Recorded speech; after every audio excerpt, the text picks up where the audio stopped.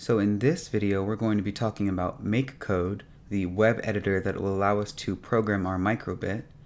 In a web browser, go ahead and go to makecode.microbit.org, and you'll see this homepage for Makecode. On the right, there is an import button where we'll be able to import pre-existing Makecode files, and on the left, you'll see the ability to create a new project. Now, all of the tutorials I make for this series will be available to be downloaded later, but for now we're going to press the plus sign to create a new project and just give it a test name such as test-microbit. Now under code options, you will see that it's default set to blocks, JavaScript, and Python, with options for Python and JavaScript alone, but we're just going to keep it on the default for now. So go ahead and click create, and it will take us to our workspace.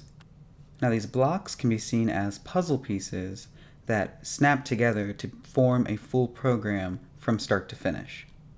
The unique shape of each block allows us to see which pieces will snap together within each other, which also acts as a secondary check to make sure that we have fully functioning code. Every project that gets created will have these two default blocks on start and forever. And on the left here, we have a simulation of the microbit that will update to mirror whatever is going on within our code. Finally, in this central column, we have several different tabs, each holding a number of blocks that can be clicked and dragged out into our workspace. Now you can see that when a block has been dragged out and is not attached to anything, it has a yellow outline and a grayish color.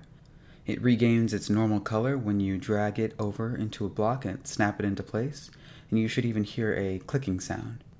Now we can see the simulation on the left has updated to follow what is being shown on our code right now, where it says on start, show the number 0. And in the future, we'll go through more and more of these other tabs that show more blocks.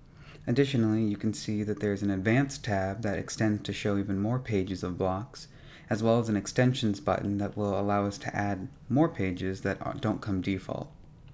And that is Makecode.